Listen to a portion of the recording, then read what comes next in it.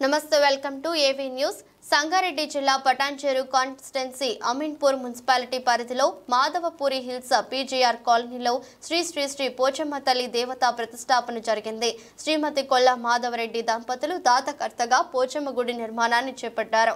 అలాగే 4 రోజులు పోచమ్మ దేవత ప్రతిష్టాపన కార్యక్రమంలో కాలనీ వాసులందరూ సంతోషంగా పాల్గొని పూజలను ఘనంగా నిర్వహించుకున్నారు.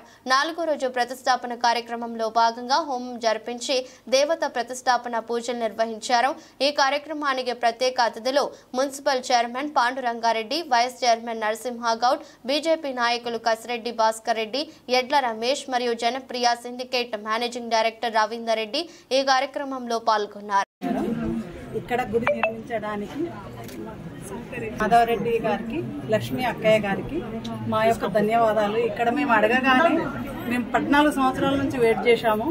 వాళ్ళ దయతో ఇక్కడ గుడి నిర్మించారు.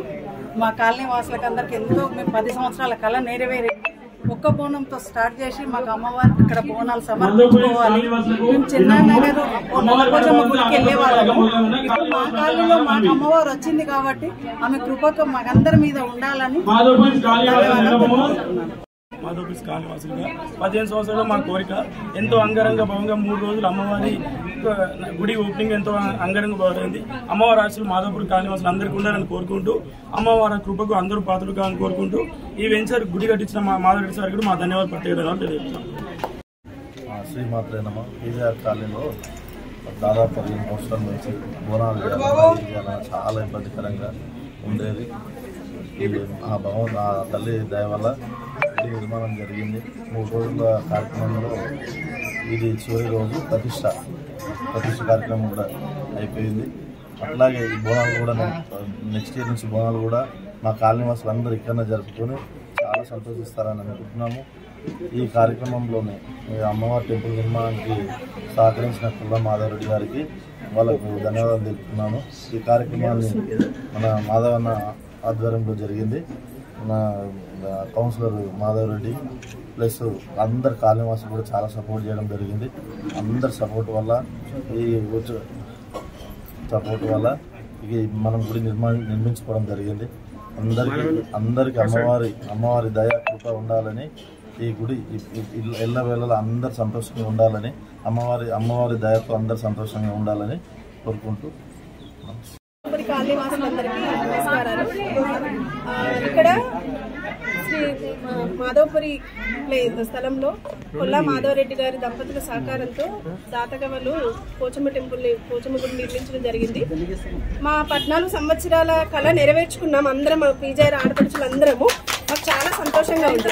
4 రోజుల నుంచి పీజీఆర్ కాలనీలో ఉన్న లేడీస్ అందరూ, మహిళలందరూ వచ్చి వాళ్ళు సంతోషంగా పూజల్లో పాల్గొంటున్నారు.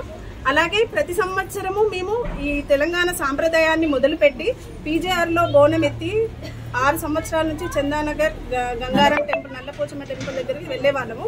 2 కిలోమీటర్లు నడిచి అంత దూరం వెళ్ళినప్పుడు అందరం కలిసి చేసి ఇక్కడనే మన దగ్గరనే పోచమ్మ తల్లిని నిలబెట్టుకొని మన కాలనీని అందరం ఇంకా బోనాలు ప్రతిసారి ఒక 10 బోనాలు వస్తున్నాయి.